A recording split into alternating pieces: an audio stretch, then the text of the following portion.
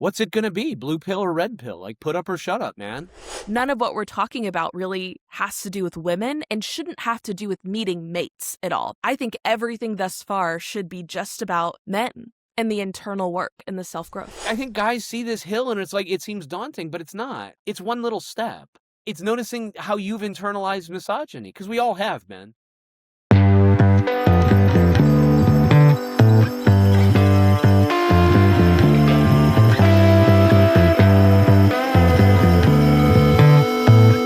It's all about us, and it's time to bow down. Hello, everyone, and welcome back to Bow Down. Dennis, as always, so lovely to see you. So excited to be here chatting, and yeah, it's great to see you. It's great to be here. Likewise, as always. Our recording schedule we were interrupted by the great ice storm that turned lovely your Alaska.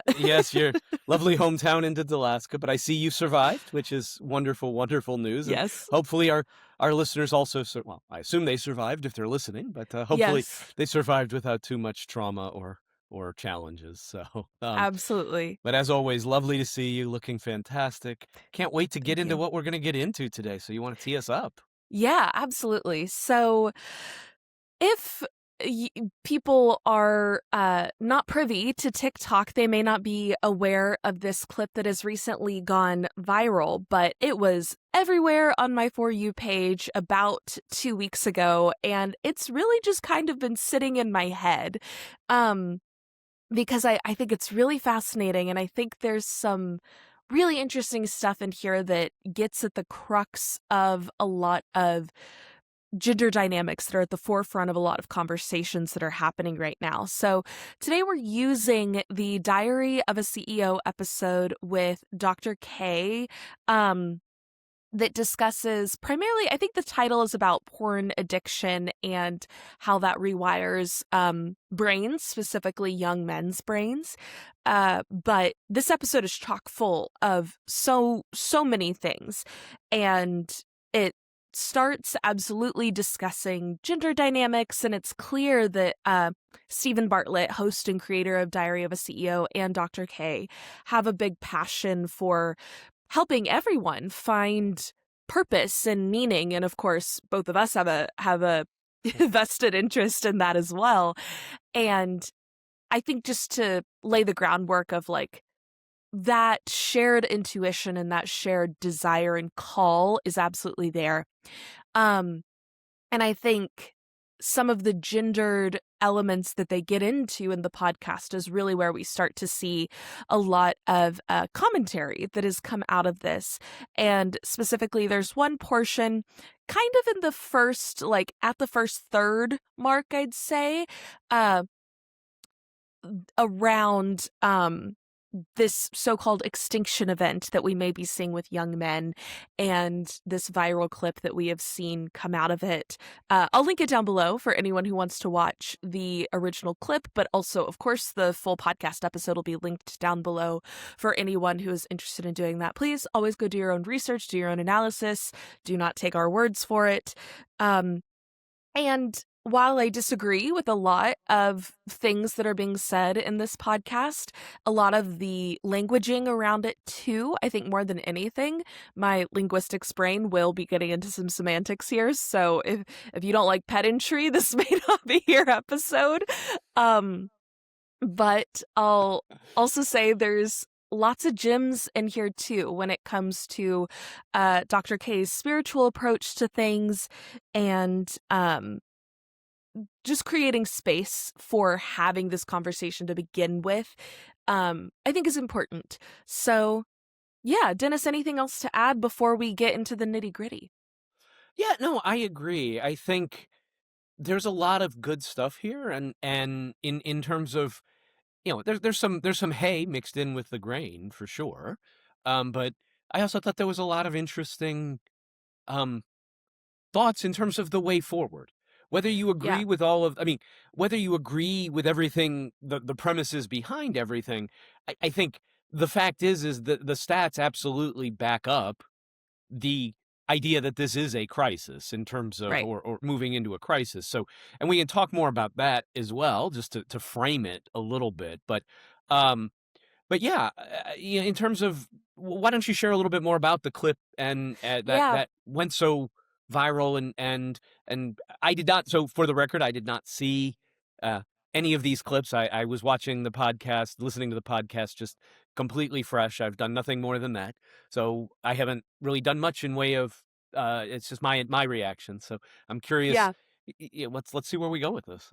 Absolutely. So the specific moment in the podcast is around uh minute 38 is where the clip kind of starts, and it'll go through the next like 2 minutes taking some bits and pieces from it.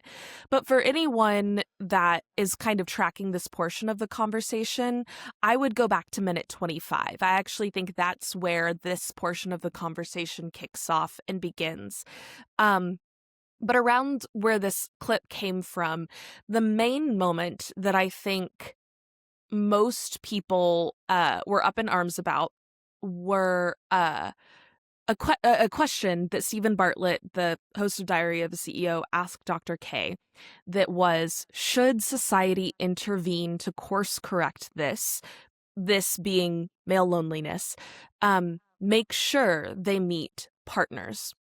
And Dr. K before had been talking about um, how this is such a crisis for young men and that this feels like a quote mass extinction event. Um, in response to this question, Dr. K asks, let me answer your question with a question. If a large swath of people were dying out from cancer, should we intervene? Stephen says, yes.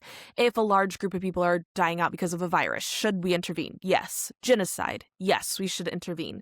And Stephen, rightfully so, chimes in and says, but these things are very different than what we're talking about. And Dr. K comes in and talks about how we do medically intervene for reproduction. And he does say that one person's right to reproduce never trumps someone else's right to reproduce with me. But he answers after this questioning, do people have the right to reproduce? For men, the answer is basically no, because that requires the consent of someone else. And the main response in comments and things that I'm seeing from this really like 40-second maybe portion of this conversation is that this sounds like Handmaid's Tale, right? When we talk about societal intervention for men who are lonely, it very much sounds like, does that mean we need to state sanction women into becoming partners, into becoming mates, right? And I think for me, seeing this and seeing this reaction was immediately like, whoa, feelings well up inside. But before we dive into that, Dennis, after this portion of the conversation, so even a lot of people just had this like little, call it a minute clip of conversation, and then they were talking about it. You had the privilege of watching the whole podcast and this just being one portion.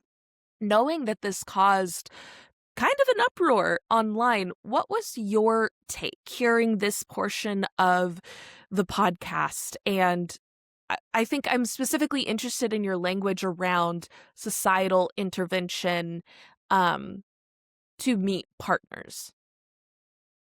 Yeah, I think a couple of things. First, I feel like maybe giving just some context, just to say, okay, why are we even talking about this? So just pure hard data. So Yeah. 63% of men under 30 are single versus 34% of women. That's according to a Pew study from 2023. Sexual inactivity among men 18 to 24 almost doubled from 2000 to 2018. People have less friends. Time alone increased by 20%. 15% of men report having no close friends, up from 3% in 1990, so 5x that. I mean, South Korea is an example. The birth rate hit 0.07, so below replacement at this point, and it's still dropping. And then the Surgeon General, although I'm not sure which Surgeon General, so I don't know if I trust it, but I believe the statement anyway, which is Sure. social isolation is one of the strongest predictors of suicidal ideation, which is in fact a fact. I will agree that. Um, so for me, so there is a problem. I mean, that's Yes. so I just want to frame that. That we're not making this Dr. K, who frankly I didn't really know who either of these folks are, which probably says more about me. But I thought that was very, very compelling, at least in terms of what they were saying.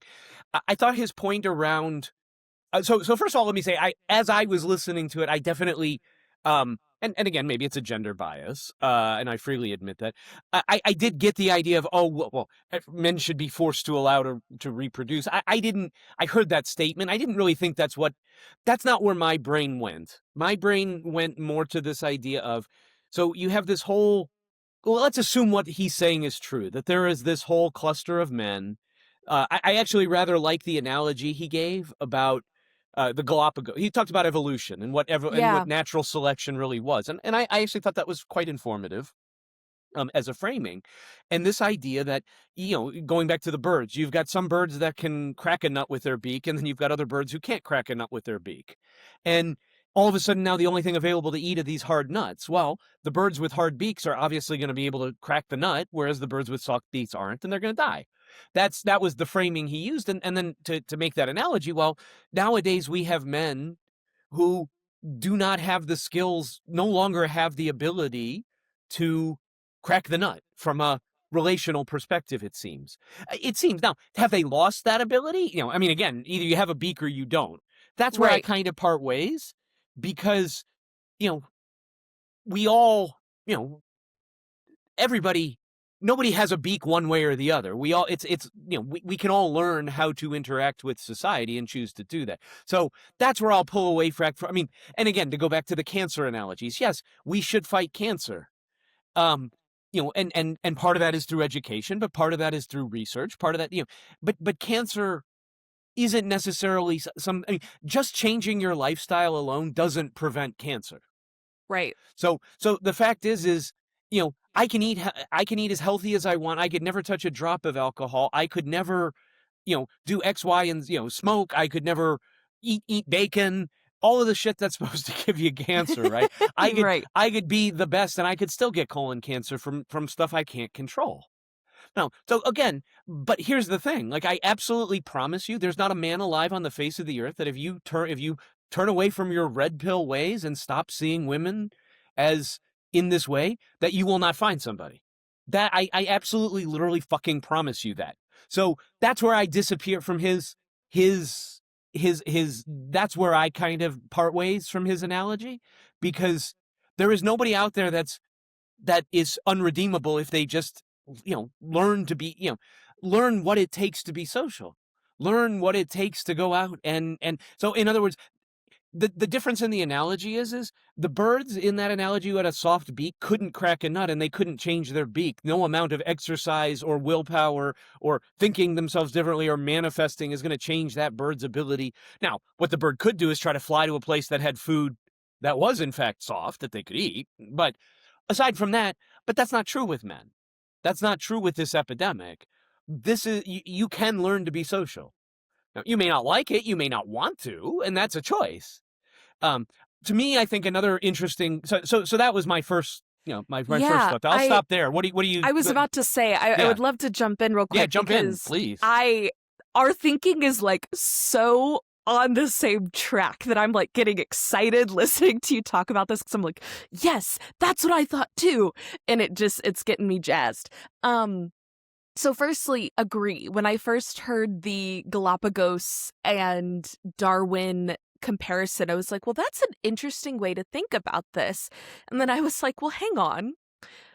Personality, sociability, pro-social behavior, connection, even looks to a certain extent can all be changed and modified. And I really ended up viewing this as, well, maybe helpful in some regard to think about why this is happening, and if there is actually a quote unquote mass extinction event, like why that language might be accurate in some degree.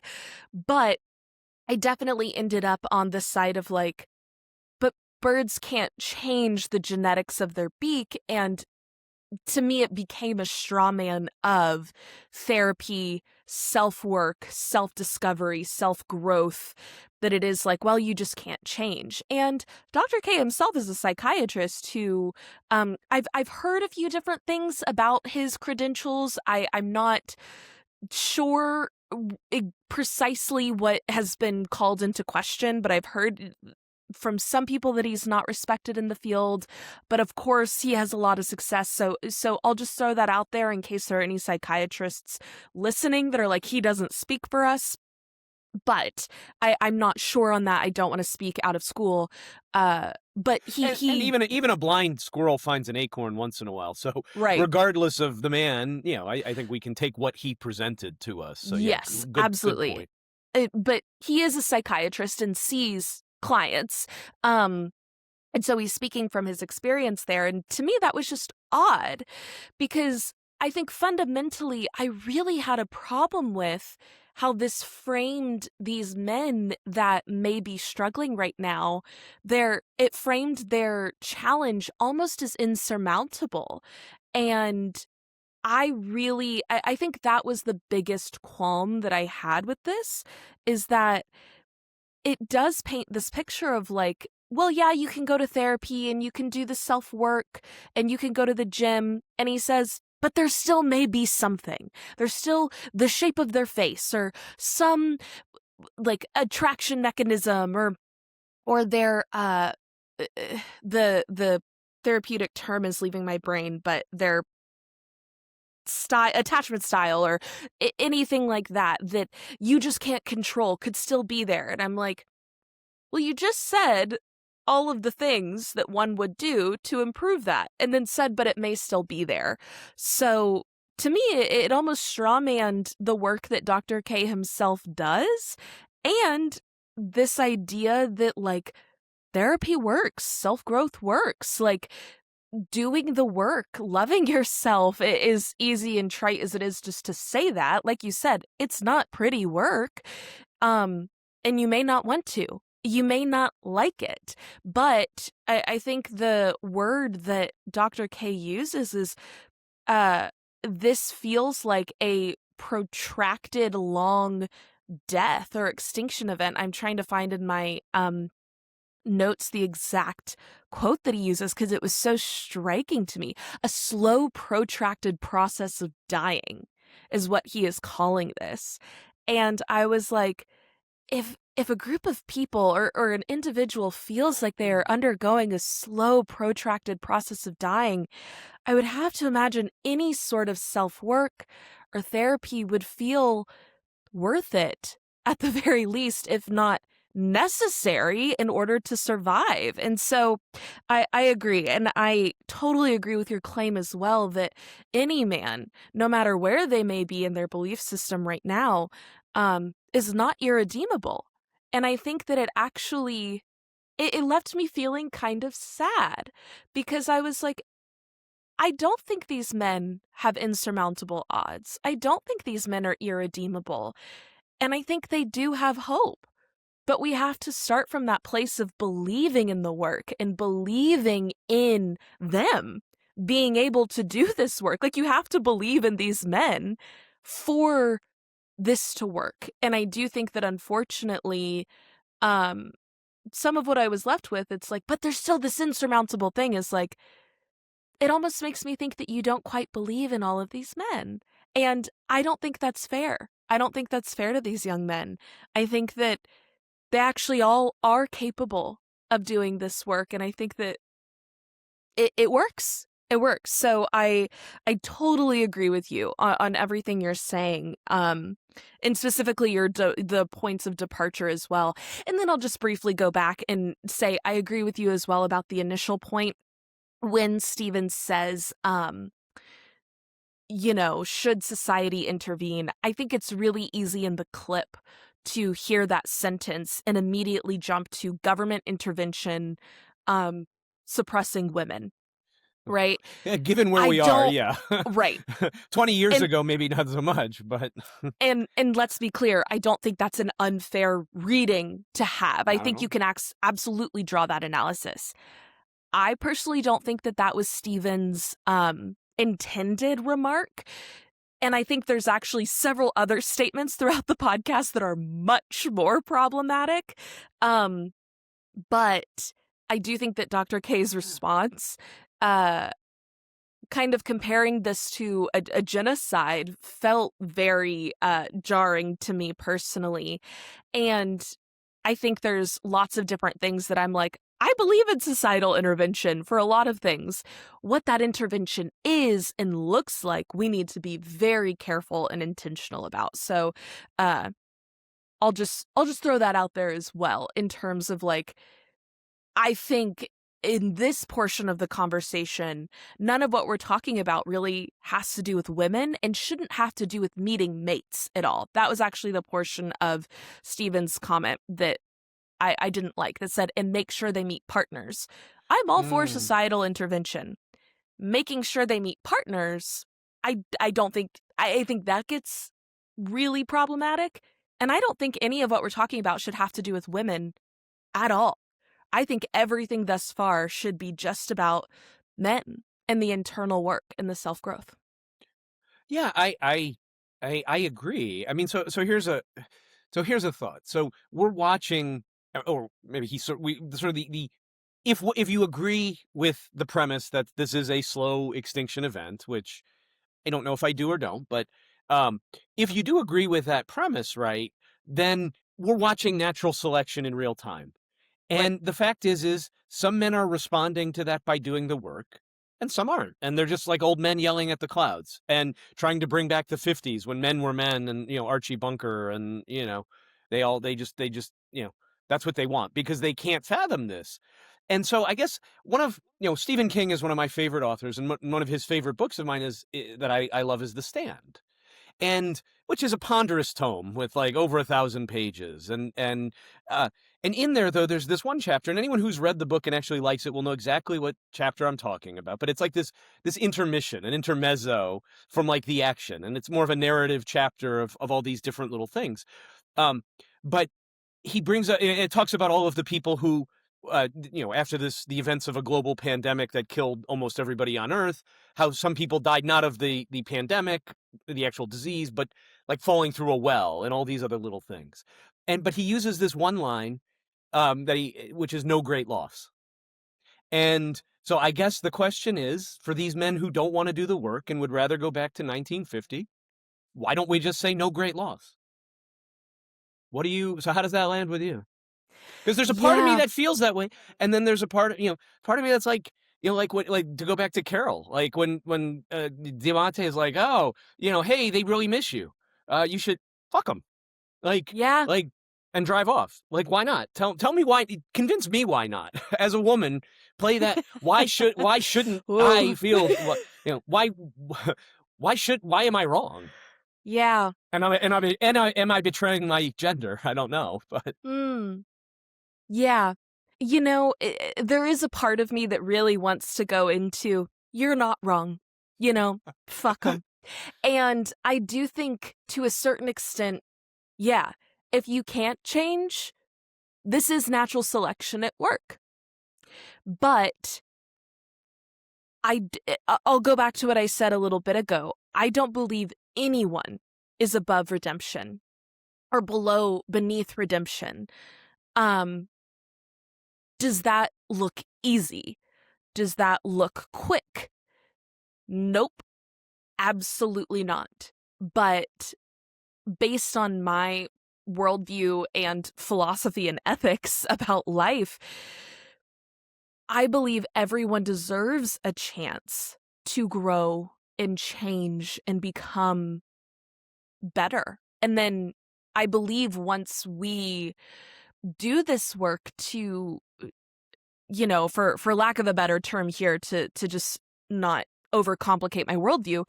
Once we reach self-actualization, the next step is helping others do the same. That is what in my research has been proven time and time again. And I think that if that is the goal, there has to be time, space, and opportunity for the work of self-actualization, for the work of growth. And I think, to me, if someone is feeling as though they have been denied opportunity to this work, that is something that we should fix.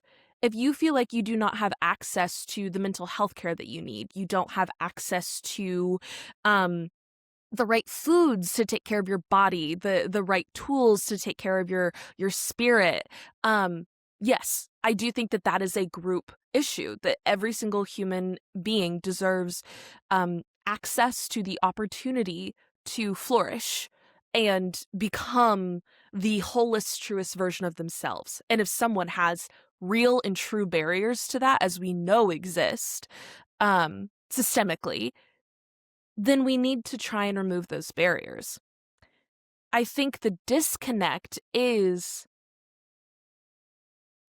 do men have those barriers? Right, that was exactly That's the what I was gonna question. say. I'm like, Yeah, what white man, which is probably the people we're talking about here mostly. I mean, I suspect that the loneliness epidemic is I don't have the stats on it. I probably should have looked it up, but my guess is it it may vary a little bit by ethnicity because depending on the culture and the closeness yeah. and so I would suspect that white men in America and or around the world are especially feeling the pinch. Now maybe that's not true, and again I'm not trying to poke fingers at things, but yeah, where is there a lack of opportunity for these men?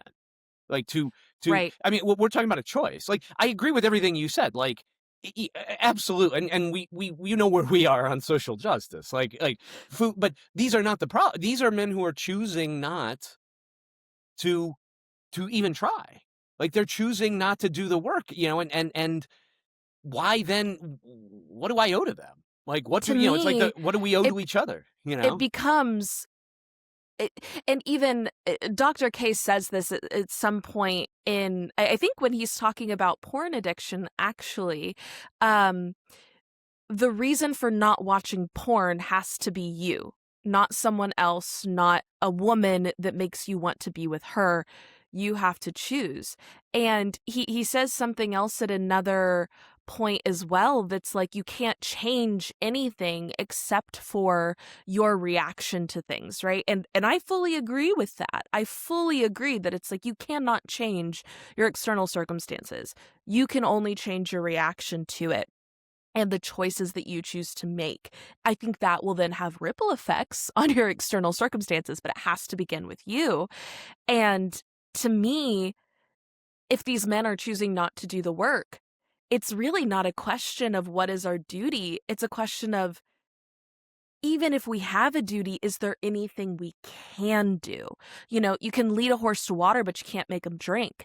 Even if we have all of the societal intervention in the world to offer free therapy and free gym memberships and coaching and all of these things to these men that are reporting these feelings, there would still be men that choose not to engage in it.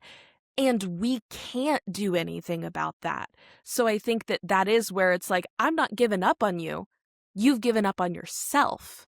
And it has to begin with you. If you don't want to get better, if you don't want to um, love yourself truly, I can't love you enough for you to love yourself. And that's why I think also this has nothing to do with women, partnership. And also, just little asterisk, this is extremely heteronormative language, but for the sake of the conversation, that is what we're using. But just want to note that, the awareness of that.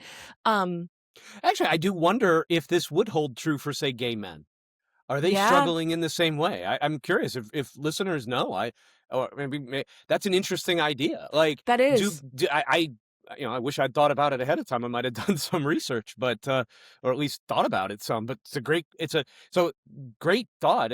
I'm curious. Like that might be something we Yeah, talk about in the future. Like is this truly like a heterosexual male problem, or which is it across all men? I think would go to show, like, if it is mainly a heterosexual, because this conversation clearly across the internet, but also thus far in our conversation, um, happens heteronormatively, um, which it's like, why is that? If it is impacting queer men at a similar rate, why is it that we're all jumping to a heteronormative reading? Because to me, like, male loneliness, I'm like, this idea that then women have been added into this equation, I'm kind of like, that's part of the problem. Like, men can support other men and build community. And actually, maybe this is, we talked a little bit before about third spaces and the community piece of all of this. And Dr. K at minute around 28, he says, many years ago, I was a loser, and the world we lived in necessitated I enter into third spaces. And now I believe he's married with children. And I was like, yeah, so why aren't these men entering into third spaces? And I know that there is uh, a lot of discourse around like, well, there's no third spaces anymore. And Nonsense. That's such a I, lie. I would argue there's never been third spaces. Third spaces are always created by the people who need them. And way back when, before women had community with one another, they created third spaces with and for each other. And if there is a society that's shifting to create more even footing where men no longer feel like these things are given to them on a silver platter, I would love to see men create third spaces for and with each other, just like women did. When times were tough, we got tougher with each other, like That's holding through each other's community. hands.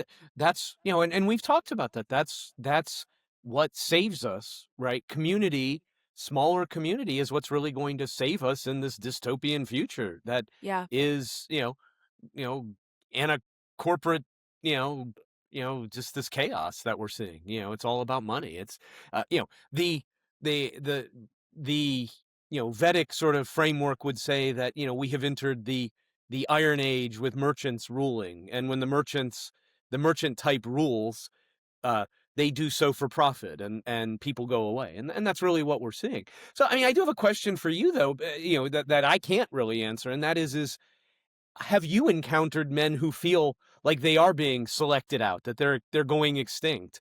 And how does that show up when you see them? Like maybe you manage to avoid them mostly. I don't know. I don't know if it's possible to, because I'm not in in the world in the same way perhaps you are. So I'm just curious how that lands for you. Like, what have you noticed? Yeah. No one in my life has used this style of language and not around me, I guess I should say. And perhaps that's because they wouldn't want to use that language around me. Probably wouldn't go too well. Right, right. So this data is certainly anecdotal and cherry picking just to my experience directly.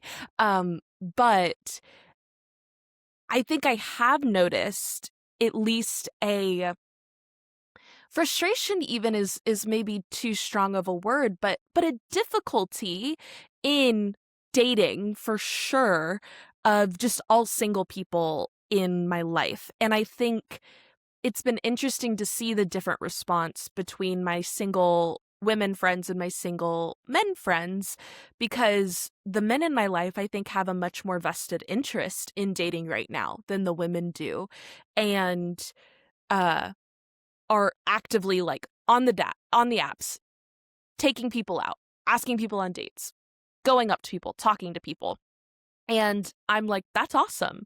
They're doing the work. And several of them who have been single for a few years, I think finally reached a place where they were like, you know what? I'm ready to start doing the work. Dating at the end of the day is kind of a numbers game. Like, if you want to find the one, you have to talk to a lot of people, you have to get dinner with a lot of people. Um and upped their numbers, right? And most of them have started finding partners that are pretty long term and pretty good matches, which is always just fun and exciting to see, people you love meeting people they love and getting to build broader and bigger and stronger community. And the women in my life just seem less interested. And so they aren't upping their numbers and upping the frequency with which this is happening. So I would say I haven't really seen any behavior like this. And if in the past any of my men friends were feeling really frustrated by it, I very clearly seen their behavior go, well, then I need to change my behavior to activate and actualize what I want, which I think is the exact appropriate response, you know? Well, if I want a partner, that's not going to happen by going to work and going home and then only being with my friends. You know, it's like you have to put yourself in uncomfortable situations. The love of your life isn't just going to waltz up to you when you're at dinner with your friends, you know? So I haven't found that, but I do wonder how much of this language and this reported feeling isn't openly talked about at all and is mainly an online / anonymous uh, form of communication. Because even me being in the South and having experienced pressure to get married and have kids and do the right womanly things, I'm not seeing, I don't personally hear this brazen of language around that publicly, but that could just be my circles. So I don't know. I know, like you said, you're in a different phase of life, and so it's certainly different to your experience. But have you?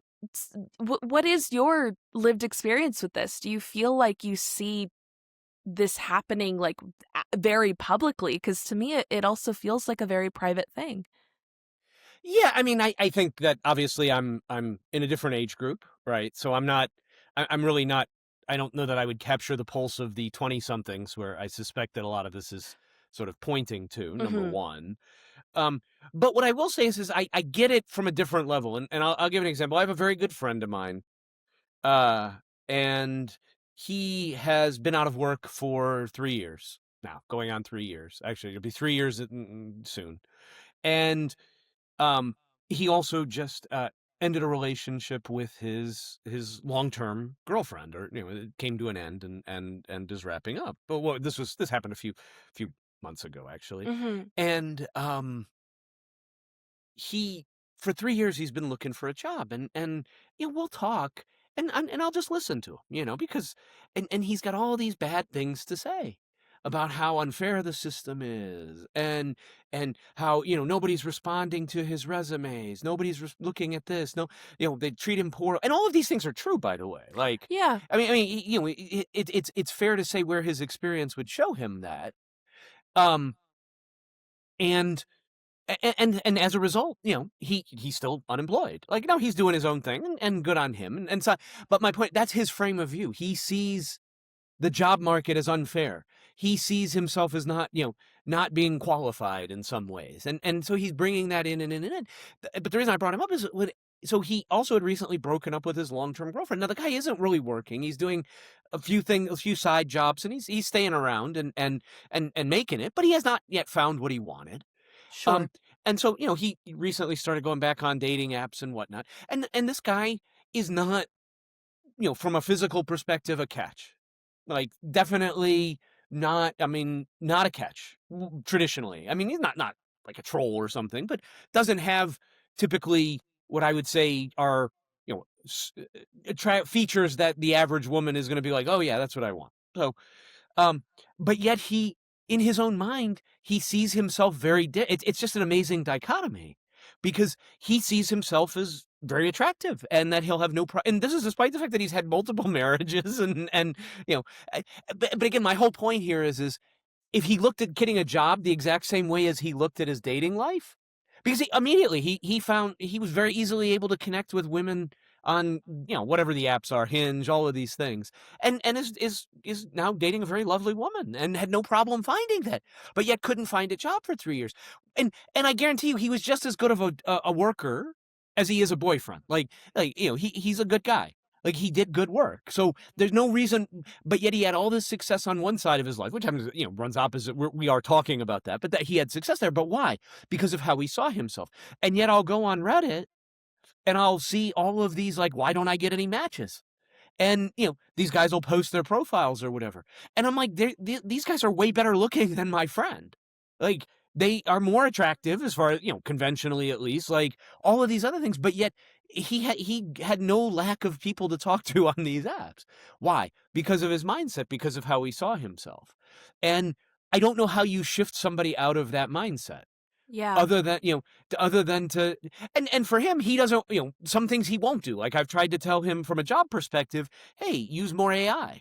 Like, AI is your friend here. Like, figure out, and he doesn't want to use it. So to me, that's akin to these men not wanting to do some work. Like, there's things, Mm. but ultimately, still, I go back to it. Your mindset matters. And if he had the same mindset about work as he did about dating, he would have been employed a long, long time ago. Mm. And I think the same thing. I hold the same things true with these guys. In a lot of ways, it's how they're seeing women in this way, and they're reinforcing that through the communities the red pill communities through, and they also get it reinforced when they do go dating. Now, part of that's because they're manifesting it as they go along, but women do play a role in this in some way in terms of their expectations too. I think in some cases, like how, and um, so I guess the question that leads me back to, though, is what's a woman to do in today's dating world? Like, you said, a lot of your friends were throwing it up and just sort of throwing up their hands, where the men were like, I got to get, hey, got to solve this problem because, like, well, good on them, by the way. So you must have reasonably good friends who are able to, or maybe it's natural selection on your friendships. I don't know, Right. but yeah, I mean, what do you think? Like, what's your viewpoint about, um, what is the dating pool like? What does this mean? What are you actually swimming in? Yeah. Um, to me, I mean, I'll show my hand because I've talked about it quite openly in the past. I'm not actively dating, and it's not something I'm interested in right now. And I would put myself solidly in the pool of, like, maybe not quite having thrown my hands up and, like, I don't even want to try. It's just not a priority in my life right now. I have a lot of goals and aspirations that I want to achieve that have to do with myself and my own work. Um, and I think it's really difficult to make, like, marriage and kids a goal or an achievement in your life, because those things are so dependent on other people that it's like that's not really an achievable goal, actually. And I think in some sense you're setting yourself up for failure if you're like, this is my goal in life. Like, well, if you don't find exactly what you're looking for and that's your goal, the goal asks you to settle. Is that what you want to do? There's all of these, like, little equations and justifications you end up making in your mind when it comes to this question. And I think a big shift that we're seeing, one, as, like, the gendered playing field is getting more and more even because women are being uplifted more and more. Um, Women don't need men. Used to, marriage was not a question for women because in order to own land, to have property, to have a seat at the table, even if it's a silent seat at the table, you need a male or man watcher, protector. Father transfers ownership to husband, right? Yeah, the umbrella. You need some sort of Yes. a covering, basically. Yeah. Right. And now that we live in a society where that's not necessary, men just being men is no longer enough for women. We need more. We need you to bring something to the table. And I think it's Miley Cyrus that actually said this in an interview, which I think is just brilliant. She said, I need you to bring more to the table than an empty plate.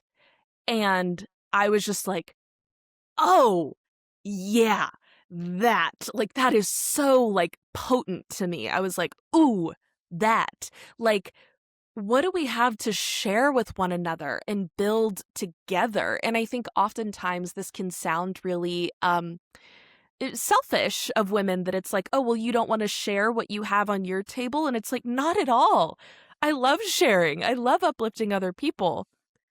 I'm not stupid enough to do it with people that aren't going to share back, right? Right, It's you're like, not running a soup kitchen.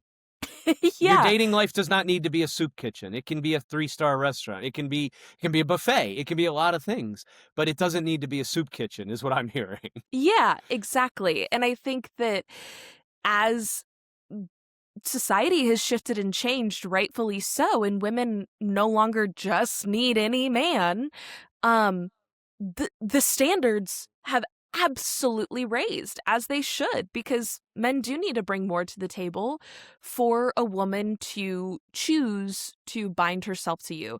And speaking of statistics, statistics show men in marriages live longer, are more successful in business, tend to make more money. Women in marriages make less money, live less longer, tend to get more diseases, and report less satisfaction. So it's like marriage is a bad deal for women and a good deal for men. And that needs to change for women to be interested in marrying men. And I don't think that that's something that women should change. I think that is something that is on men to bring something to the table. Like, if I can do, you should not just make my life the same, you should make my life better because I want to make your life better. That's what a team is. That's what a partnership is. And it's what I'm saying like sounds so obvious, right? But I think in practice it's just not done because of well, I don't actually know, you know, like I think it's just systemic. Uh and people tend to fall back into the patterns that we're taught societally and by our parents and our parents' parents. And it takes active, intentional work and awareness to change those patterns of behaviors. And the men who are actively, with awareness, choosing something different, it's just not going to work. It's just not going to work because that's what this requires. It does require work and choice and agency here. Um, I do really like your analogy with your friend too about the job market versus the dating market and this like mindset shift. And I do wonder, like going back to this idea of like no one's irredeemable. This isn't an insurmountable issue for anyone if anyone started doing this work, but like you could lead a horse to water, but you can't make him drink. How do we start making men want to drink, I suppose, even if it's for their own good? It's like, is someone dying of dehydration and we're like handing them water and they just keep smacking it out of our hands? And it's like, please, just drink something, just do the work. I wonder if there's something to like just having conversations like this that frame it towards men that it's like, you're not irredeemable, but you gotta do the hard work. And no one's going to hand it to you. The work shouldn't be about finding someone that's going to hand it to you. The work shouldn't be about finding anyone, really. The work should be about coming back home to yourself. And I think part of the evil of patriarchy that has been proliferated is communicating to men that they can't do this without a woman. That you have to have a partner to not be lonely. That you have to have a woman to be anything at all. And that's just not true. And I think even in the podcast, maybe this is changing the topic a little bit, but one example that Dr. K uses is reproduction and how women have more access to reproduction than men do. And I would actually I think women have more ease of access and more accessibility, but I think that Dr. K's assertion that men can't do it alone and women can, and so that creates a power imbalance, is wrong. He says, for men, do people have the right to reproduce? For men, the answer is basically no, because that requires the consent of someone else. Any woman wanting to reproduce requires the consent of someone else too. And, Dr. K brings up sperm banks, and I'm like, well, when men go donate to sperm banks, I'm sure there's a mountain of consent paperwork that they're signing to give their sperm over to the sperm bank. And sure, it's much harder to hire a surrogate for a man who may want to be a single father and reproduce. And it may be much harder to do those things for men. And I don't want to act as though it's on the same level of accessibility. But when we get to reproduction, it's like everyone needs consent. Everyone does have a similar biological necessity on the opposite sex. And I think at a certain point, like what should the social intervention be? If it's just trying to get the horse to drink, I do think it is just like continuing to talk about this without framing them as needing a woman to do this work, framing these young men as worthy on their own, but then also pushing them and encouraging them to go do the work. Yeah, you know what I'm reminded of here, just in everything you've talked about doing the work. It's from the Pickle Rick episode of Rick and Morty, and I just think it's so incredible because Rick goes in for and the family's upset and they want him to go to therapy, right, and to become a better, more relationally of a person, it basically improve himself and not be such a Right. dick, essentially. And he's like, well, why didn't you go to, he's like, I don't respect therapy. I'm a scientist. I invent, transform, create, and destroy for a living. And when I don't like something about the world, I change it. And I don't think going to a rented office in a strip mall to listen to some agent of averageness explain which word means which feelings has ever helped anyone do anything. I think it's helped a lot of people get comfortable and stop panicking, which is a state of mind we value in the animals we eat, but not something I want for myself. I'm not a cow. But she says just the most incredible thing.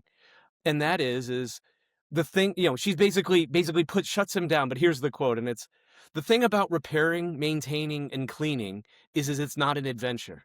There's no wrong way. There's no way to do it so wrong that you might die. It's just work. And the bottom line is some people are okay going to work and some people would rather die.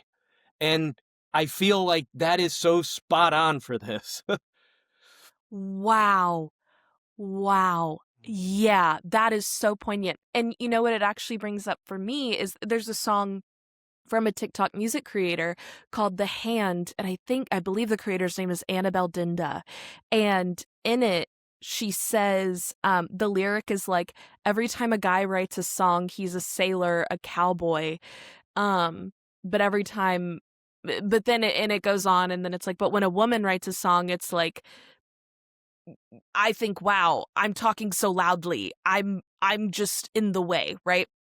But all that to say, to tie it back to this beautiful quote you just brought, is like, I wonder if there's also something to this that's like, but I want to save the world, but I need to be the hero. I want to be the action star. I want to be a sailor. I want to be a cowboy. I want to be an astronaut. That is like, it's not glamorous. The person you're trying to save is yourself, and that requires consistency, which is boring. But would you rather die? Wow. Yeah. What a poignant quote. Yeah. Yeah. Thank you for bringing that. Yeah. I love to nerd out on Rick and Morty, but I actually think the show has a ton of real truths in it if you Yeah. get past the goofiness of it in some senses. It's actually Sure. often well written, occasionally Yeah. problematic. So you had mentioned, I feel like we've covered this a lot, but you had mentioned there was things you found more problematic. I'd be, in terms of the quotes. So I can't let that go. I have to say, like, Yeah. I want to know, like, hit me. Let's go through the problematic. I want to. What did you find more? Sure. What did you find more problematic? So the immediate, like, glaring, like, not even red flag, but stop sign to me, was like 20 minutes before this conversation even happened. It's, I think, at around minute 25, Dr. K is talking about how men need support and help, which, prefacing, I am all for supporting, helping, and advocating for young men and their mental health. Absolutely. I do believe you have to be an active participant in it, right? But Dr. K says, the people who need more gender-based support are men, but we don't really do that. And to defend this claim, he uses college admission and graduation rates as his evidence, talking about how women are now more likely to be accepted into college with academic scholarships. And he does say, like, sports scholarships are still primarily men, and he does add that in there. But when it comes to academic scholarships and like tuition scholarships, acceptance rates, and graduation rates, women are far and above superior to men and get more support in these ways. And that's the only stat he uses to support this claim that men need more gender-based support, which to me just completely eradicates the idea of gender-based violence, all of the aggression that women experience at the hands of men, the just completely disproportionate violence, especially women of color and trans women. This disregards the gender pay gap, access to reproductive health, and other medical industry things, like women just being completely disregarded in the healthcare system and their symptoms not being listened to. And all of this is just like, nope, men need more gender-based support. Look at college. And I'm like, look at death rates, look at violence, look at sexual assault. Like, to me, that was just such a glaring, like, misuse of statistics, and like a beautiful example really of how statistics can be used to manipulate your point of view. And someone could hear that and be like, yeah, men do need more gender-based support, not women. What's up with women's rights? And it's like, well, yes, the women are being uplifted in society more recently than ever. However, let's not act as though these grand harms don't still exist and don't still need to be addressed, and especially amidst a conversation that's entirely around supporting men, which, again, I want to say, I think this is a necessary conversation that needs to be had. I mean, we're talking about it, right? Of course I think it bears time and energy. But to act as though that comes above the life and death of women that are being sexually assaulted and murdered at like extremely high rates, and like the death in birth that happens to women, just like everyday things, I think is extremely irresponsible and actually quite disgusting. And so I will say, in listening to this, I was like, oh, I don't like this guy too much. So I think that like kind of colored some of my perspective going into this, and it immediately made me think he has a bias. He has a bias to want to think that men are struggling more than women. And I don't think that we need to be in the suffering Olympics on That's exactly it. That's exactly it. Like, yeah.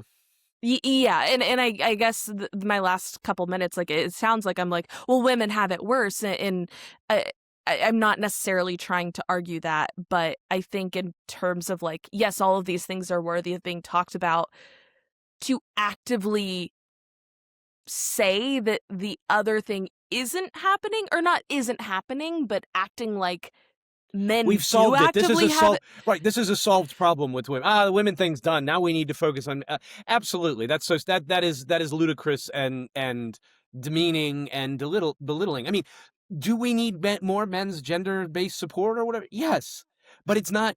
We don't need it more than we need women's support. We don't need it less. Right. Like, we need it. It is, the stats don't lie. Now, I mean, again, to cherry pick the college stats to say, oh, women are, I agree with you that does feel very damn lies and statistics of, a way to do that.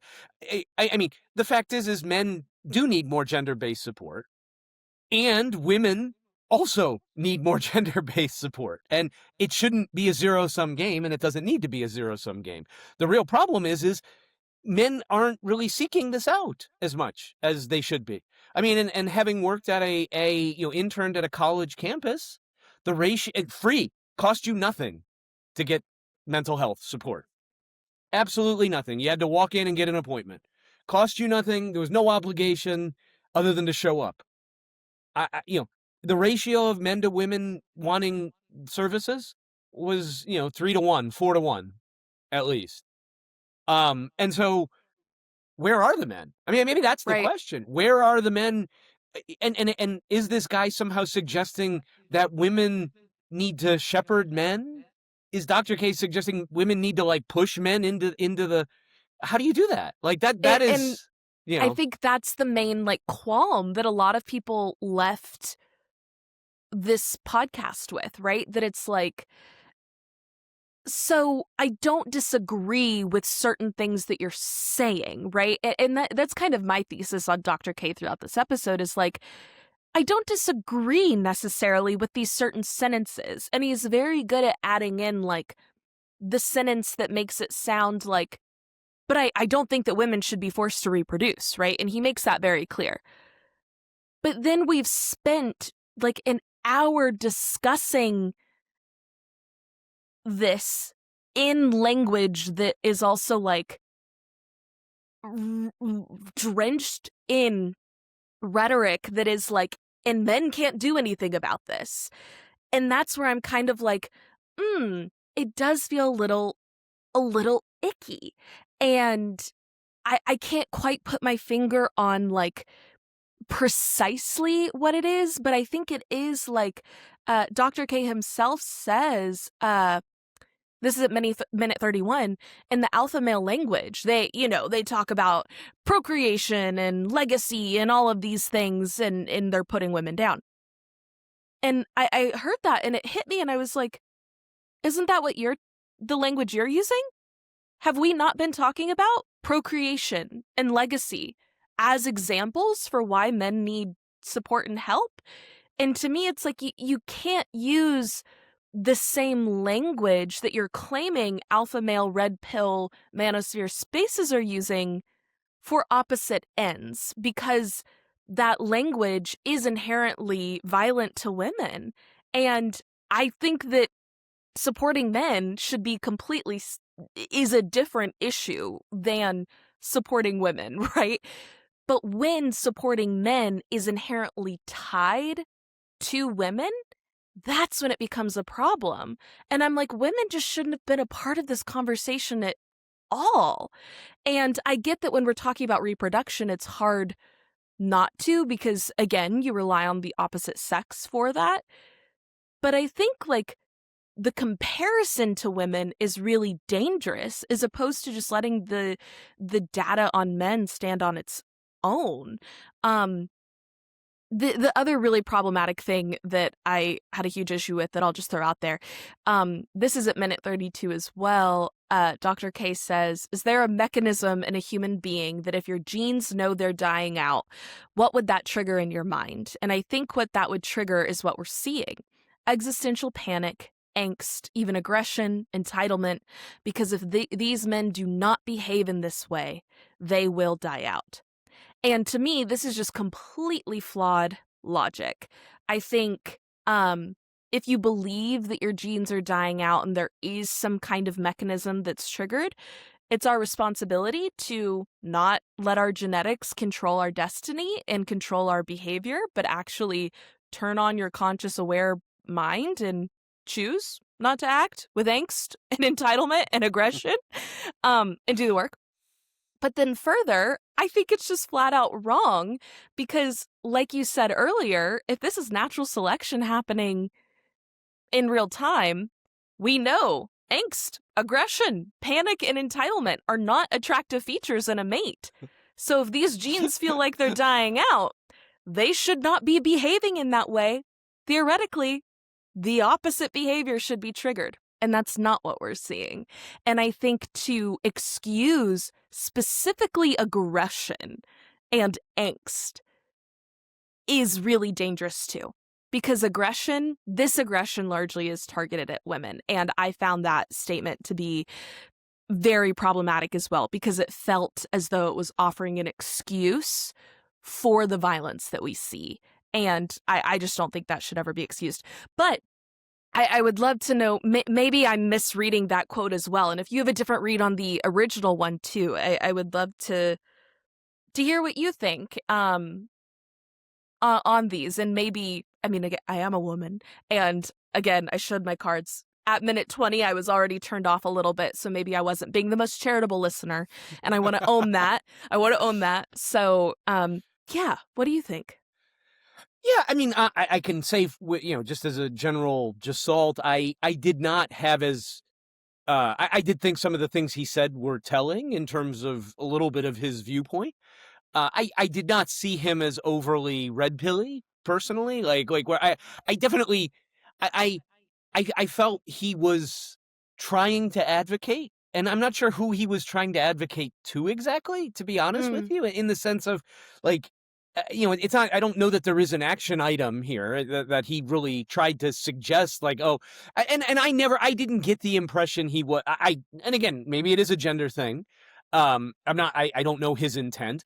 I never got the impression he was trying to say, oh, oh, hey, women need to procreate. First of all, I've never said the word procreate to another human being in casual conversation, to my right. knowledge. But so I don't know who's all going around talking about procreation and I need to procreate. That's never been, like, I accidentally procreated in some ways. I mean, not really, but it was it was surprising and awesome. But like, I Sure. never thought about that. So, I don't know. It's not an important thing to me, I guess. I guess I don't, my genes don't really give a shit how much they get disseminated, apparently. So that was I didn't view him as a red pillar. I did see, I picked up, I agree with you on the learned helplessness here somehow. Like, and again, I go back to that quote with Rick and Morty. I mean, that to me Yeah. is really the crux of this. Like, there's most men, it's easier to do nothing and rail against the machine than it is to actually take a long, hard look at yourself and say, gee, am I a shitty person? Like, and to examine these views, or and to me, I think it's about, you know, people are so, like, men are too focused on goals, which is, to get the girl, or just to have sex, or just to get to be married, or, you know, and I would argue that I would ask them why. Like, what will that do for, like, because there's a value underneath that. And they're not living, well, the real question is they are living true to what they value. Because we always do. Whatever we're doing shows what we value. I mean, inherently, because you are always living your values and you're living your beliefs because they're being manifested in front of you. So the real question is what are men valuing, and how do you change them? Because they behave this way because they feel that they should have a certain, they should be able to do what they want to do. They don't want, emotions aren't for them. Whatever, whatever the thing, and maybe part of it is because they feel as if maybe they're somehow broken, or, that you know, if they were to admit that they needed to repair or maintain or clean themselves, it would be insulting to them. It's an admission that something is broken in their life and that they're not special. Yeah. And the fact is that's fine, because some people don't want to be fixed. They don't want to be helped, they want to be admired. And if they're, those you can't touch. There's nothing you could do for them because that's what they value. They value being admired. And anything that goes against, anything that takes away from, and to inherently have to do work, is insulting to those men, because they're no longer, what do you mean I'm not perfect? And so that would be, if I were going to create a dating guide for, for women, it would be, does this man, is the person you're with, you know, do they want to be admired? Like, is that their key value? Like, are there, go past their go, and this, look at your own values. What do you really value in a man? And I mean, I think women can be on the wrong. I mean, again, we've talked about this before. Like, the 6 foot tall thing on the Yeah, dating sites. So and again, I don't want to absolve women on this either, in the sense of, we have our gender biases. of Um, course. I also, another thing I wanted to talk about though, uh, was where I do think you could see some of the gender bias coming out. We talked about it pre-show when we were talking about the AI girlfriends, which I would Mm. love to also talk about. But Yes, yes, yes, yes. the statement he made around, oh, it would be better to have a girlfriend who fought with you once a month. I think that was a very piggish, misogynistic statement by Dr. K. Whether or not he realized it, that to me, because again, what does that bring up? Well, that brings up, oh, woman's time of the month. Again, to me, it's minimizing, it's belittling, and frankly, it's unbecoming and unnecessary. Like I get and I thought it was an interesting point, but so I do think there is your spidey senses in terms of shutting this guy off at moment 20, at minute 20 or whatever the case is, or I don't know that they were totally wrong. I actually I think you got the tone there. I didn't pick up on it as much, and really that came later in the segment as well that I noticed it. But I think there's definitely an undercurrent of misogyny as well. So I don't Yeah. disagree with I think you're right to pick up on it and call it out. I Yeah. don't know if it's truly intentional I didn't get my view was more it was ignorance and maybe unawareness more so, and maybe he's got a little bit of I'm not a huge fan of psychiatrists, uh, regardless of his qualifications, how good he is. Maybe he's got a little bit of that psychiatrist complex that I've personally noticed in some of my, not my current psychiatrist, who's awesome, but in others I've had before. Yeah. But I I didn't get it was intentional so much. But maybe I'm wrong. I don't know how does that land. No, yeah, I agree. And I guess I should clarify, like, even though it's impossible to numb all of those feelings that I had that kind of built throughout the episode, I still was trying my best to be as Of charitable of a course, of listener as course. possible. And I agree with you. I don't think he is red pill incel manosphere.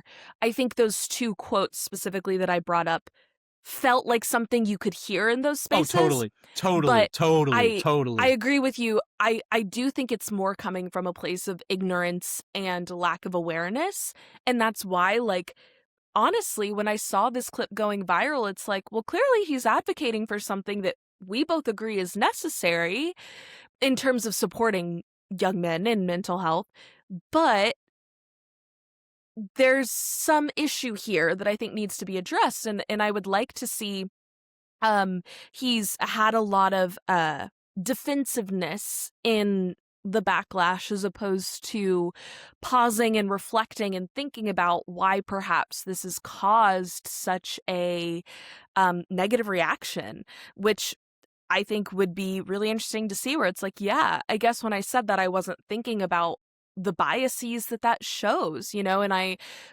didn't even think about, to your AI girlfriend point, how once a month is absolutely correlated with a menstrual cycle.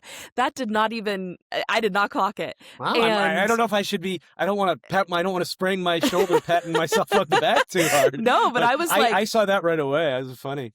yeah, no, when you said that, it's like, oh my God, this is so right. That is what that is. And I agree with you. And But maybe that that's the casual misogyny. exactly. And honestly, like I picked up on it, but it's only because I've been noticing it when I think it. Like Mm, I'm not beyond thinking it. Like there's been times I've thought, oh, it must be your time of the month. Like, and that's just rude and it's just wrong. And I mm, don't, that's I don't value that in myself. Like I value being a person of integrity who doesn't fall for these, who doesn't allow these common, tropes, if you will, to to right. to filter through my consciousness. I want to, have it. I want an umbrella for that shit because I don't want to steep Yeah. myself in it because it's out there and it's energy out there, but it's unlovely. It's Yeah. unlovely. That's really what it is. It's not I mean, it's harmful and it's a whole bunch of other things. I don't want to say it's not harmful because it is harmful, but more than anything else, it's just unlovely. It's Yeah. unnecessary. It's unbecoming. Like, we don't need to why once a month? You know? Like, why do you have to point again, it's just that little needle, and maybe that's his audience.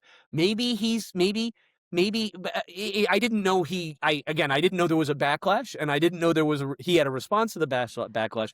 I am disappointed just to hear that, he couldn't take a look and say, "Wow, you know what? Maybe I did." You're right. That just shows you how ingrained this is in our culture. Because if you called something out on me, like even if we did it live, because I can make Yeah. mistakes, that's the first thing I would say. I'd be like, "Oh my gosh, you." wow. And then I'd probably follow up with it after I'd thought about it, because in the Yeah. moment I'd be like, wow, holy cow, you're right. Because I do that to myself. Like, honestly, like I will say something, I'll be like, oh shit, that was a shitty thing to say. Like, or think even. Sometimes oftentimes I don't even say it anymore. I just think it. But even then I'm like, no, notice that. Notice that. I don't beat Yeah. myself up. But yeah, I mean, so I'm disappointed to hear that. And that Yeah. actually makes me believe, maybe he is a little more, a little more Mm, entrenched in his, but it's just the state he's in too. Like, right. that's his belief system. Well, and I And there could think be, that yeah. you can have some problematic views and still do good, right? Like, none of us are pillars of pure loveliness all the Right, time. right. So I don't want that to minimize any of the good work that he does either. But that was just disappointing to me as someone who I think has the potential to really reach a lot of young men and do a lot of good. But I also want to applaud what you said a little bit ago in like, well, and maybe I clocked it because I've been clocking it more in myself, right? With the 1 month thing. It's like, that is absolutely evidence of like we want to talk about doing the work.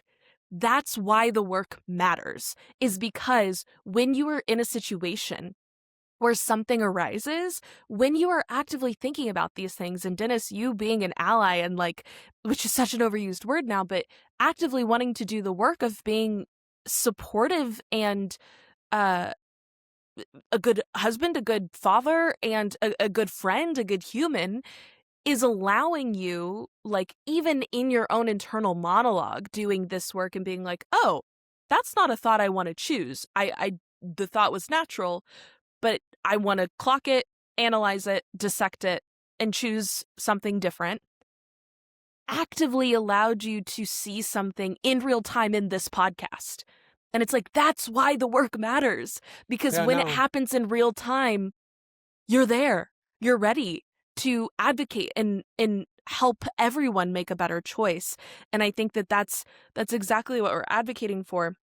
Um, but Yeah, I do want I to. mean, even bigger though, it's like, if you really think about it, why do you need to make that comment?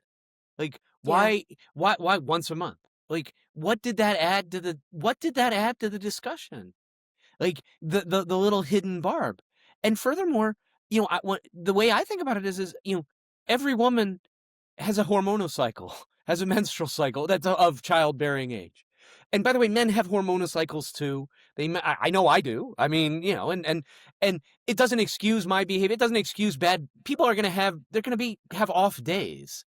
And I think of how many women every day are on their cycle, having their period, in PMS, whatever, and say nothing and grin and bear it and go to work under extreme pain. You have no idea what the woman next to you is feeling in that given moment. And we do know how much it hurts. We know there's, PMDD exists. We know all of these things from a mental health, and we know how hormones affect your body, how it changes everything. But yet we're gonna make women feel bad about that, because that's what that's designed to fucking do, is make women feel like shit. And I don't need to I don't need to even think about something that's going to make women feel like shit, because the world does that enough most of the time. Mm, Why do I need to be part of that fucking problem? And by not calling it out, I mean, you can call me, oh, it's just a little joke and all of that, and that's fine. Take away my man card, because fuck that. Like, you should not be that something that can't be controlled. Like, that has there's no, now again, we can all control how we behave, but to specific, I mean, a shitty person's a shitty person, whether it's a certain time of the month, whether they've hurt themselves, whether they're sick, whether they just had a shitty night's sleep. Like, so anyway, rant over. yeah. Sorry. Hashtag No. rant done. I mean, that Thank you for coming to Dennis's TED Talk. But yeah, but I yeah, exactly. I completely agree. Yeah, no, just like underline, highlight, second approved. Not that my approval means No, anything, but it means a lot to me. It means a lot to me, Reese. well, More thank than you. you know. But I do want to make sure that we get to more about the AI girlfriend and this loot box intimacy, which I think Yeah, was I such love a that. brilliant way that you framed that. Yeah, I would love to hear more of why that.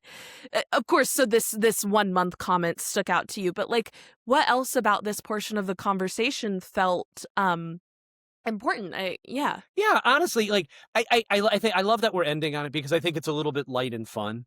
yeah, And I think we've talked about some heavy stuff here and some shitty things, and uh, I do think this is also deep and has a lot of things, but I also think it's kind of fun. Especially because we have our episode on her, which is the AI girlfriend. We've talked about this through even pluribus, and the idea that these are AI people. I mean, it's relevant in our lives today, I think, and um, yeah, I feel like so his comment was well, let me see, I have it here. The first version of AI girlfriends will be everything that you want. Then somebody's going to figure out that it's more addicting to have an AI girlfriend who gets pissed at you once a month. Again, there's that once a month comment. But let's forget the let's we've beaten a dead horse on that. I don't want to Mhm. flagellate as Dr. K said, you should stop flagellating yourself in the balls or whatever he said. I don't want to flagellate him anymore. Um but I think it's interesting. I mean, do you agree with that? Like, do we want if we were to have AI girlfriends, do we want them to be unpredictable? Do we? Because I know a lot of. I mean, listen, I know a lot of people who in love they love that they love the fight. They need that. That's what they we seem to want. They keep manifesting it over and over again. Oh, it's the like it pulls you in. It's the energy. It's the draw. Like, and there's a lot of conflict there. What do you make of that? Like, because when I heard that, it kind of surprised me. I'll start from my perspective of like I dislike friction immensely. So I wonder if that's true for me. Um, that was my first thought. But how did it land for you with the idea of would you want an AI boyfriend to disagree with you? What might want to go from that angle? Forget the AI girlfriend. Like, do you want Yeah. an AI boyfriend to disagree with you? Part of me is like, my gut reaction is similar to yours, where it's like, but why? Wouldn't the whole point be that, like, it's quote unquote better than human and you wouldn't have to deal with that? But I do think there's something to, like, that, like, spark passion that it's like you should fight a little bit, and a relationship that never fights, like, isn't a healthy relationship. That I'm like, well, the more I think about it, maybe I would get a little frustrated with that pattern and behavior, and that might be a turn off, kind of. But it's like, yeah, but that's also why I would want a human, not AI. But I wonder if there would be a way for AI to predict, or to program AI, I guess, to be just enough friction in the way that you enjoy, right? It's like, well, I don't want to fight about finances or religion, but let's fight about um you're jealous of my friend, right? Like that would be a fun thing to have um your AI jealous of. So I don't know. I think that would probably depend on a person's individual psychology, but I think for me, like, yeah, no one wants a yes man because then it feels fake. But I think I would have a hard time getting past it all feeling fake because it's AI and because it's on a computer. But I bet there would be a way to program it to be friction, but the right kind of friction, right? What do you think? Yeah, I mean, given I really haven't I thought about it all that much in terms of, but so the loot box terminology was interesting because there is, I mean, that is absolutely true. Like when you have random reinforcement schedules, that are predictable though. Like if it's like like playing lottery, I mean, people find that addictive, but it's so unlikely you're going to win. So that's a different kind of addictiveness. That's in my mind than something with like random reinforcement, like a slot machine. I mean, in a sense, Mhm. though, an AI in that way, I guess I could see an AI girlfriend, boyfriend, AI girlfriend, since that's what we're talking about here, as being a slot machine that you can't really lose at, though. Because, see, a slot Mm. machine, I mean, yeah, you get these habitual rewards, but there's always a chance of loss, right? Well, and in real human relationships, right? I mean, there's always a chance that you could walk away.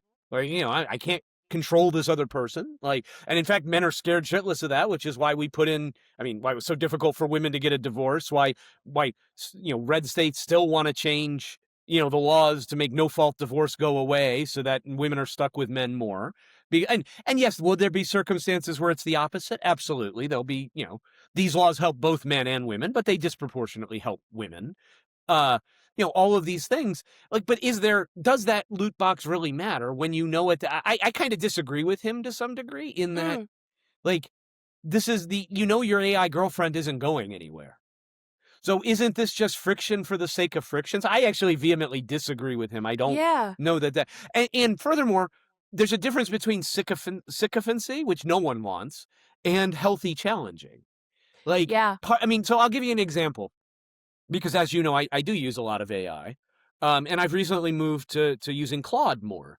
And unlike, say, Chat GTP, which was another one that I've used a lot for a while, Claude will actually interrupt you. Like when I'm with, like, for instance, we were we were in a conversation. He was asking, the AI was asking me questions. Claude was asking me questions, and I kept answering. And I kept wanting to go deeper. At some point, he actually goes, "Okay, I think I've got it. Let's move on to this next thing." And I'm like, "Whoa, whoa, whoa!" Whereas ChatGTP wouldn't have done that. Would have been like, Yeah. "What else would you like to?" But I actually appreciated the fact that Claude was like, "All right, dude, kind of got this." Like, you know, like we're good, you know, and I push back a little bit, and it's like, okay, yeah, we can do, but I think that that's maybe the future is fine tuning the friction. But again, I don't think it's like as simple as this. I think he's really oversimplifying this idea of is really distilling everything down to Pavlov's dog and behavioralism. Mm, And I don't think that works with humans. I think that's at a low level it does, but at a high level, we're more than just, you know, flesh beings, doing something. And again, that, yeah. I guess that goes to my, so it's interesting though that then he does talk about dharma and everything else in terms of, of the things that we believe in. But um again, I just think arbitrarily having an AI bot, get angry or whatever. I mean, not talk to you one. And why is that? Again, why is that the thing men want? Like, no, I want somebody who's going to make. You said it earlier. Like, I want something. I want a person who is going to bring out the best in me and I in them. Can't be a one-way street. But I want somebody who's gonna make me better. You want Yeah. somebody who's gonna make you better, and I'm going to, and I can contribute to them and make them better. So I don't know. That's where I land with it, but I Yeah. did think it was interesting. Yeah. Um, everything's a loot box. I guess I don't Right. know. Well, and it's interesting to think about, like, the overlap in our brains. Like, where do the neurons cross between gambling and relationships? You know what I mean? Because it's like, well, every relationship is kind of a gamble in a certain sense, and it's like there has to be some overlap in, like, then the Pavlovian, like, reward system. It's interesting how these different human functions are used in slightly different ways. But I think I actually do agree with you. I'm going to change my mind that it's like, yeah, even if it was programmed, wouldn't you know? And wouldn't it be easier to be like, ah, shut up? Like, you don't actually think that. You're doing this because I said whatever. And maybe part of that would be the suspension of disbelief that I don't think either of us are really predisposed to be super good at. But I don't know. Maybe that would be something that someone would be able to just put out of their mind. But I agree with you. It'd be easy to be like, "You're not mad. You're not going anywhere. This is false." Um, yeah. One thing I did want to ask you about too. Yeah, I know I kind of went on a tangent earlier about, like, I don't know. We started with the framing of societal intervention, like what societal intervention should be done, if any should be done, and that being the language that a lot of people had a problem with here. And, I talked a little bit about how I'm like, what do we do about this, except, like, keep having conversations like this that encourage men from a place of support to do the work. Um, but what action item do you think we should all take away from this? One, as individuals, but two, is there a societal intervention we should do? And is that a systemic thing? Or is this something individually? Is this something that all of our, like, can each of our listeners go do something today? Is there something that we should all be moving towards? Or yeah, what next in your one, just your opinion, but also as a man and knowing what it was like to have once been a young man who may have faced fears like this, is there an action item here? Yeah, I don't think there's a societal action item. I got to be honest. I think that this is a personal. This is this is you know what's it going to be? Blue pill or red pill? Like put up or shut up, man. Like you can only control. I go back to that, and I think if there was one bit of truth, if there's anything that I absolutely do agree with without I think without much uh qualifications around it is the fact that you can only control what's inside of you. There's no one to change but self. And this goes for both the men who are listening and the women who either want or don't want to date them, depending on where they are in their life. Dr. K said, oh, there's lots of stuff happening around us that affects our lives that we've no control over. All you can really control is the bounds of what's in here. That's literally the only thing that you have control over. And I absolutely agree with that, because you can't fix somebody who doesn't want to be. You can't work harder. That's one thing the one thing a professor told me when I first started on this path to being a helper. And that is you cannot work harder than your client. And I would say the same. You as a woman cannot work harder than your boyfriend at be at the relationship. And if you are, you need to stop. And if you are either, and that's the put up. So that would be my one thought is number one. But that also is to have, can you have compassion too? Can you see, is this person, are their values aligned with yours? That's what that would be something I would think too, is understanding what are their values? Because are you dating somebody who just wants to be admired? Because you can't fix the broken men. If they are in fact broken, you can't fix the men who are in this state. I don't want to call again. I want to pause from the brokenness, because I don't think Yeah, any of us are broken. So I always pay attention to that.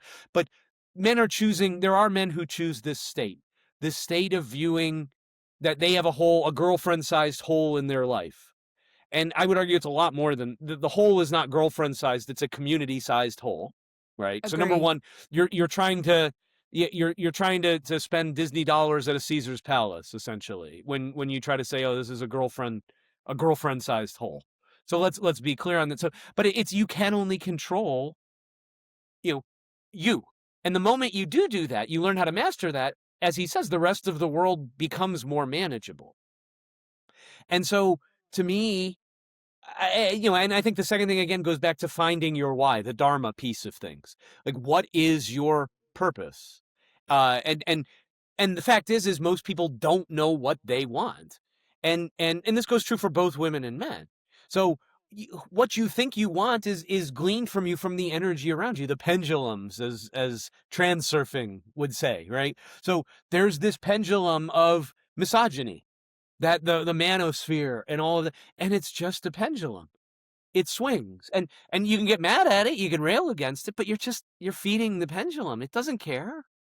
Like, so and you can't just avoid it, because even if you try to avoid it, you are consciously trying to avoid it. So what do you do? Well, it's the same thing you do with every single fucking problem in the world. You notice the problem. You see it's there. You name it.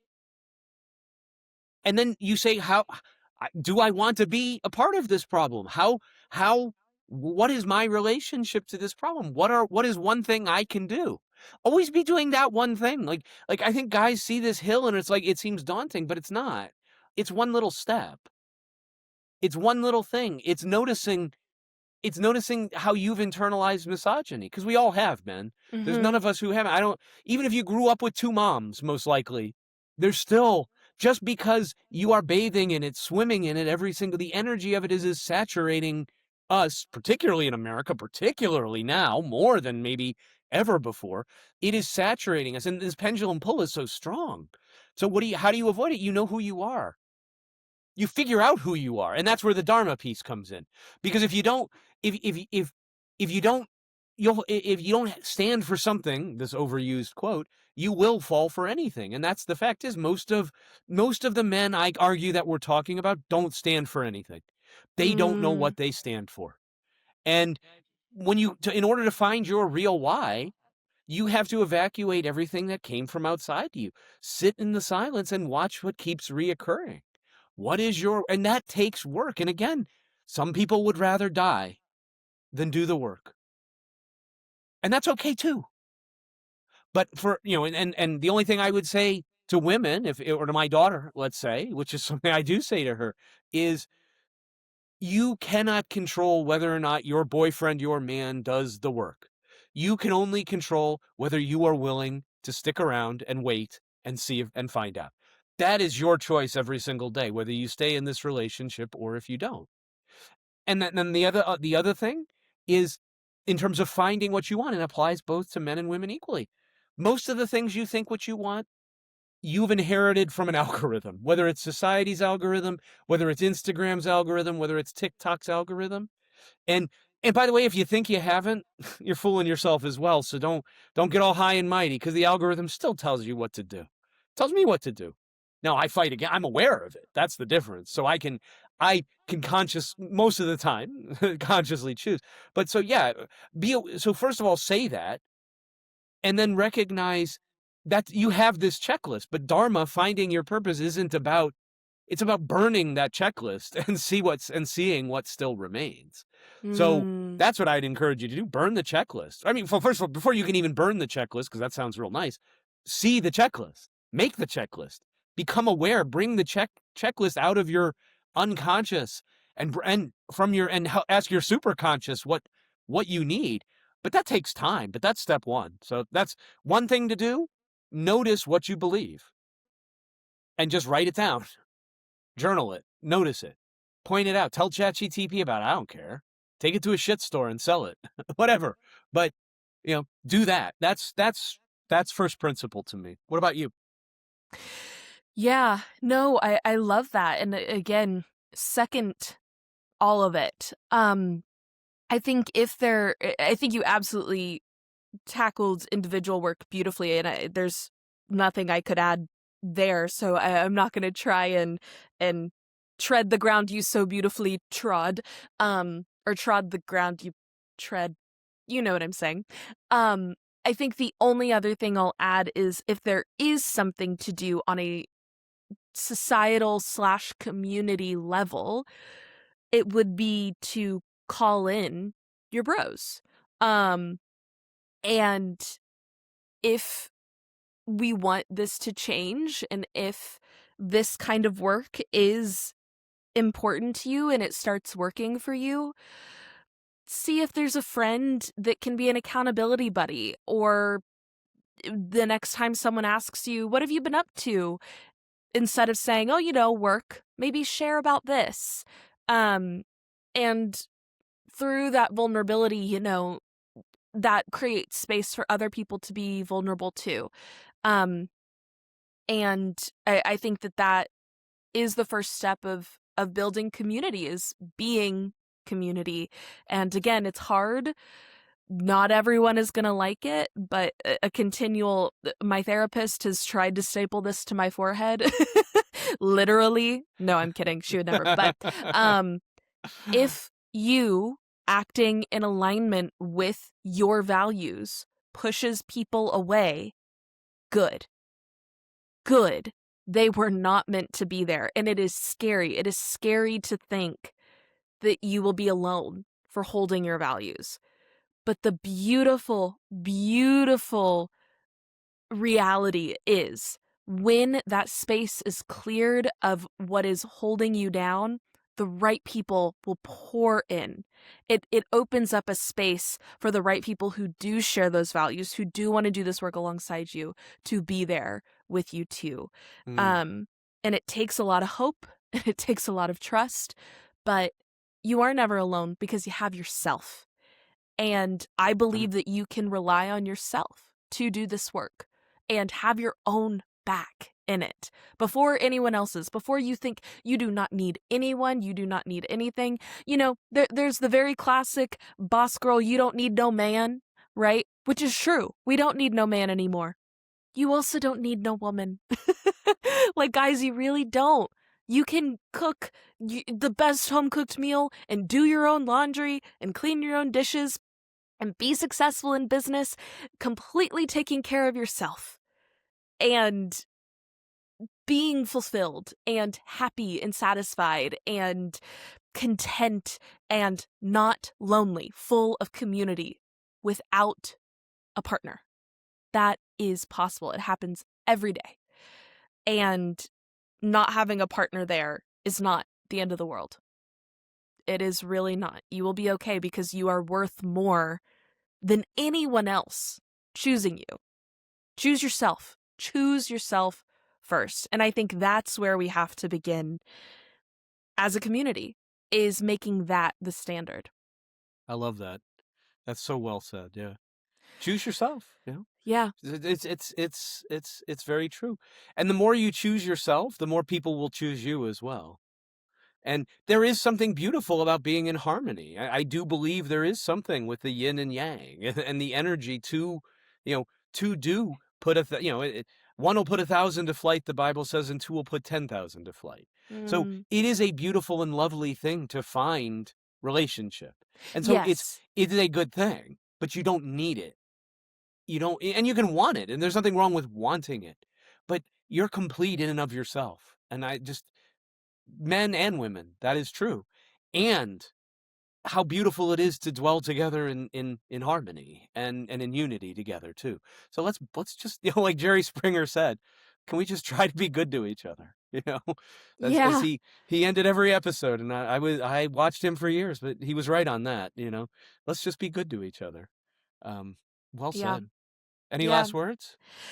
I don't think so. I think we tread a lot of ground here that is good and important. I do want to thank you to Steven Bartlett and Dr. K for having this conversation. And, I don't want to hold anyone to having to speak perfectly for a 2-hour-long conversation. Of course, mistakes are going to be made. So I applaud anyone for vulnerably sharing their beliefs and trying to make the world a better place. So and we'd love to have you guys on the show. So call us. We're here. Always, always, always. And so huge thank you there. And truly, if that's an opportunity, please, that'd be really cool. And I think that's it. And thank you to you, Dennis, for always so openly being game to talk about this stuff and representing the man's perspective with dignity and grace and respect and kindness and wholeheartedness. Try to be good to each other. That's what I do. As always, Reese, it's lovely. Your perspectives are spot on and refreshing. So I love to hear them as well. And it's such a beautiful take on both sides. I think it's a complete picture. So it's an honor and a joy. And until next time. Yes. Thank you everyone for being here, and we'll catch you next time. Bow Down is a weekly podcast from the Cohere Collective that explores esoteric and empowered feminism. Please subscribe to Bow Down wherever you may be listening. And if you enjoyed the episode, please leave us a like, a 5-star rating, and a review. And if there's anyone you think would enjoy this episode, or maybe just needs to hear it, please share it. If you want to stay up to date on all things Bow Down, you can follow the Cohere Collective on any social media platform at the Cohere Collective, and check out other content and offerings at www.thecoherecollective.com. If you're interested in working with Reese to find and pursue your purpose, I encourage you to head to www.thecoherecollective.com/life-coaching. If you're interested in working with Dennis to shed your mask and embrace your desires, you can email Dennis at dennis@theheartstoybox.com. A huge thank you to Jack Corbett for Bow Down's music. You can find him on Instagram at j.corbe. Thank you all for joining us today. We're so glad you're here. And as always, we hope you feel like you are living more coherently. And until next time, love.